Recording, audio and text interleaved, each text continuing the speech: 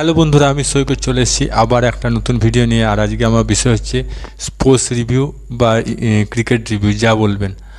আজকে খুব আনন্দের দিন। অনেক দিন পর ভারত একটা ওয়ার্ল্ড কাপ পেলো। সে MS ধোনি 2007 আর 2011-তে ওয়ার্ল্ড কাপ জিতেছিল।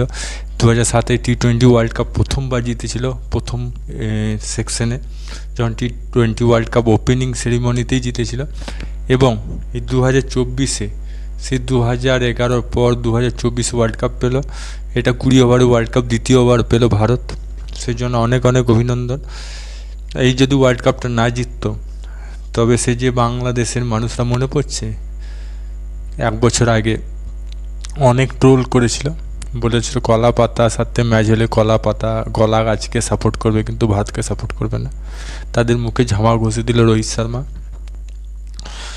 আর যত প্রশংসা করবো ততই কম হবে রাহুল দ্রাবিড়ের, কেন একজন অভিজ্ঞ ব্যাটসম্যান, উইকেট কিপার, প্রাক্তন, এবং যে 2007 সালে ওয়ার্ল্ড কাপ যেতে পারেনি, ম্যাচ হেরে গিয়েছিল, সেটা আজকে পূরণ করে দিল। আর আজকের ম্যাচে সেরা যেগুলো হয়েছে সেগুলোর মধ্যে রোহিত শর্মার আজকে ইনিংস খেলাটা জরুরি ছিল।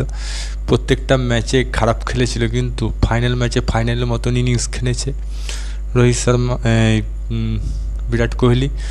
এবং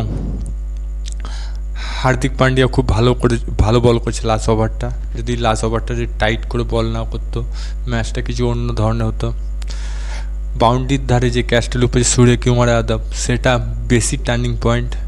যদি সেই ক্যাচটা না লুপতো, ম্যাচটা অন্য দিকে চলে যেত।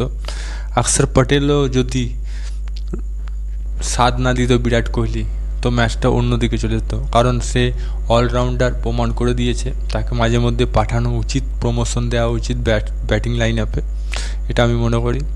তবে এখনও পর্যন্ত ভারতের বোলিং স্টাইলটা অনেক দুর্বল আছে, আরও ভালো প্র্যাকটিস করতে হবে, যাতে প্রতিবার ভারত ফাইনালে যেতে পারে, প্রত্যেকবার চ্যাম্পিয়ন হতে পারে।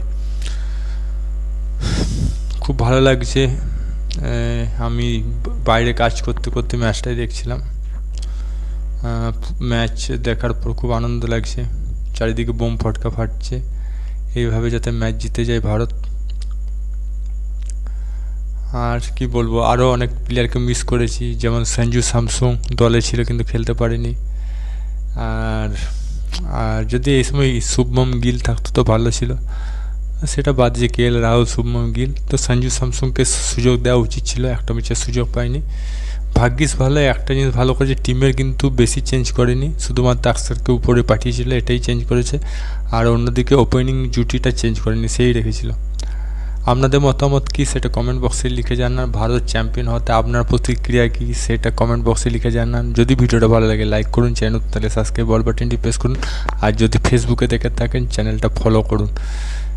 তো আবার দেখা হবে নতুন কোনো ভিডিও নিয়ে। তখন জয় হিন্দ, জয় ভারত। ভালো থাকো, সুস্থ থাকো।